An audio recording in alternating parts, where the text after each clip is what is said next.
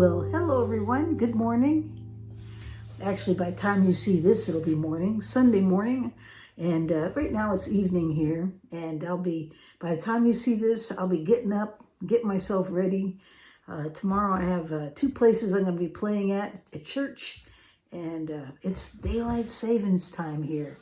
Cannot believe we're changing the clocks. We're springing ahead. I'm going to lose a whole hour. Unbelievable. They're trying to vote that out, but it just hasn't happened. Anyways, but I thought today we would go over this Wonderful World song, but not just go over it. Not the, there's chords that they're pretty simple chords for the most part. But sometimes it's nice to look at a song through another perspective. Look for ways to make it more interesting. Try to find different ways to do the chords, or perhaps replace them with chords that are close, that are in the family, to kind of give it a different sound to it. And so I thought we would just go through that very first part, and just kind of do some substitutions and see where it takes us. See if we can find something different in it. It'd be kind of a lot of fun, I think. We'll see how it goes. So why don't we just get started? And this song is going to be in the key of G. So I like the key of G because there's so much you can do with it, And so when you find your way around in the key of G, there's so many different notes and chords and things that you can go off to and make it sound good. So okay, so let's give it a try. So this first part, let's go over the standard chords, okay? I'm just going to quickly, and remember, we're just doing the first part. This song is copyrighted, but we're not going to do the whole thing. We're just going to do a portion of it, and we're going to be stopping and going a lot to talk about the chords. Okay, so we shouldn't run into any problems with it. Okay, at least that's what I'm learning. So the first chord's a G. And I thought you could just use these 2 notes to start the song instead of, you could just, trees of green, trees of green, red roses too. You could do that. But instead, it starts out with G, and it goes to B minor, and it goes to C, and it goes back to B minor, and it goes to A minor 7th, and then it goes to G, then it goes to B 7th, and then to E minor, and then this E flat, and then to A minor 7th, D 7th, and G. So it starts out with G. So, but I thought we could just start with these 2 notes here, and then go to the G.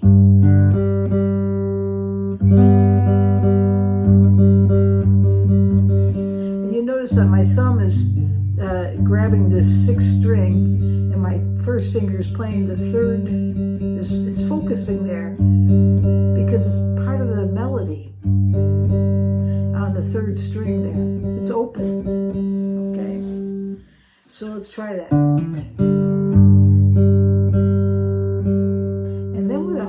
Do is, instead of doing this B minor, how about if we do parts of the B minor? Actually, it would be the E minor 9th, where you just take this finger, you're just going to play this 5th string, and you're just going to play the 2nd string, and you can see where I've got the chord chart there. See that? So just the thumb, and right now my middle finger is taking care of that 2nd string. So we have G, Okay, then the next chord is a C. We could just go to C, or we could do this. Slide up. It's part of the C, because this is C here, right? And this is C. But instead, just do these two notes. So we have this.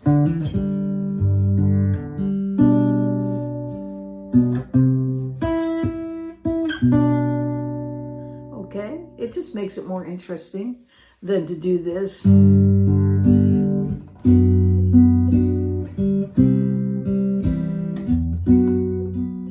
Because that's the way the chords are. And, you know, if you're singing it, I suppose it doesn't matter. I see trees of green, red roses too. Okay, so you could sing it, but if you're not singing it, you want to try to bring that melody. And that's a way you could do it. Another way you could do it is, instead of doing that B minor here, going from G to B minor, what you could do is come up here and do a B minor 7th.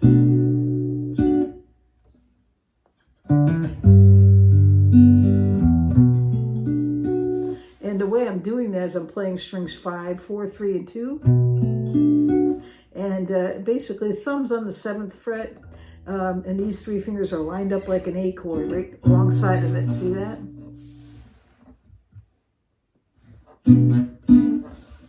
So we have and then we go to the C. We could do this and go down to there. It just makes it more interesting. Or we could go up to the C major 7th. It doesn't really bring the melody out, but if you're singing it, it gives it a kind of a neat, I don't know, sort of a pull away from the actual melody that sounds good, because it would sound like this. I see trees of green, red roses too. Back to that B minor 7th, and then back up to the A minor 7th. I see the bloom, and you could do a G major 7th for me and for you. I mean, you know, sometimes it's good just to try to find different things. So in this case here, instead of doing the B minor, we could do the E minor's a 9th, or we could do the B minor 7th. Okay? So that's 3 things for that B minor. If you look around and look for something different, you might find it. And for that C, you could do a C major 7th.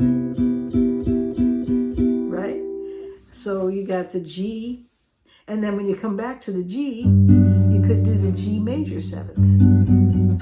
So they're just possibilities. And so that's the thing, is when you look at this, try to make the playing a little more interesting by bringing in different ways to voice those chords to your song. If you're singing, you can get away with a lot more because you're bringing the melody in with your voice. But if you're just playing, you've got to be able to...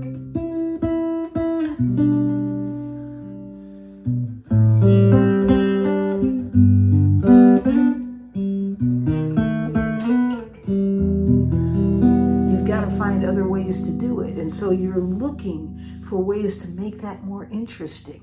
Now here's a good one. Now you get to this place where it says, and I think to myself. Do you ever think to yourself? I'm thinking to myself all the time.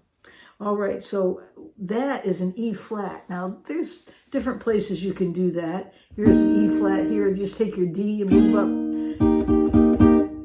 and just play strings 3, 2, 1. So you moved up one fret away from the D. That's E flat.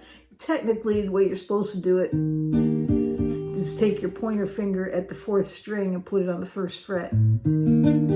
There's your E flat, right? Okay. So there's other ways to do that E flat.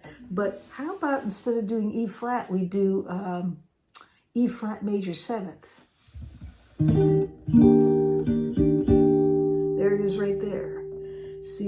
that chord chart up there, how that's done? This is at the 6th fret. So it would sound like this.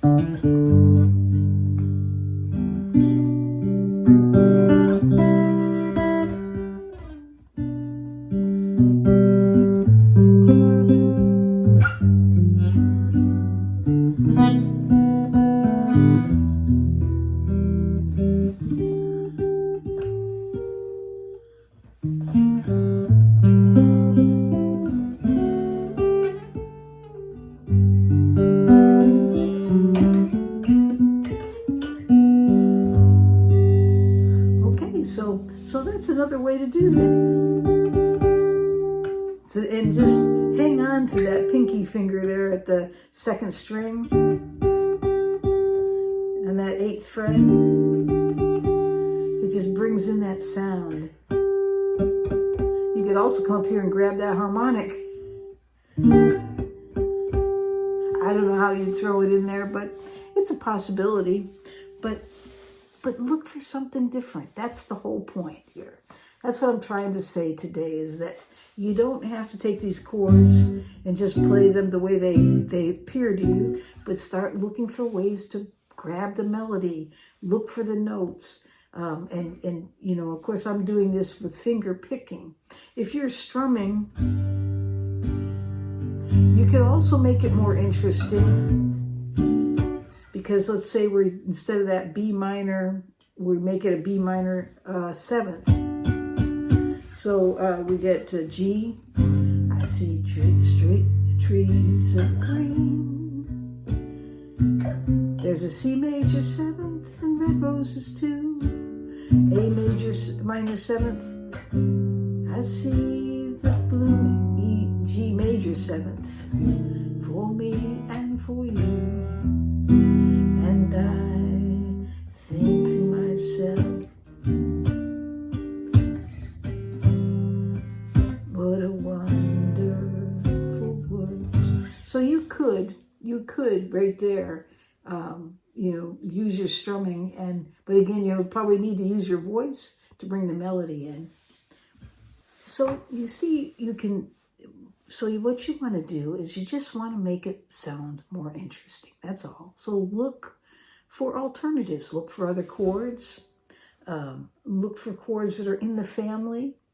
Look, you could even add a capo and make it sound different, right? You could bring it up here to the 5th fret. Put that capo on there.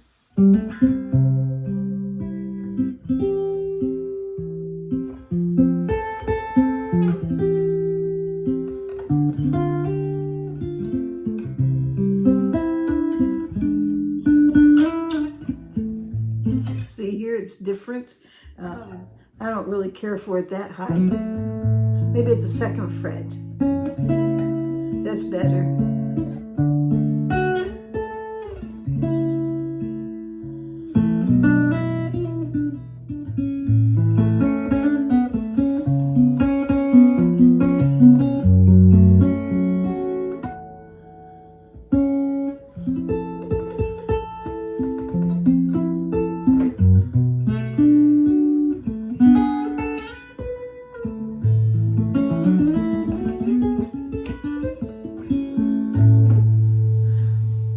So we're going to leave it right there, and hopefully you'll glean something from this that won't be too confusing. And I hope you have a great day. Hope you make it to your church and enjoy your services. And all right. So don't forget, we got the live coming up. That'll be on the 25th. We have a Zoom call for our members. That's going to be on the 24th. And I'll put the information up on here. You don't want to miss those, and I hope you all have a great day or night wherever you are in this world.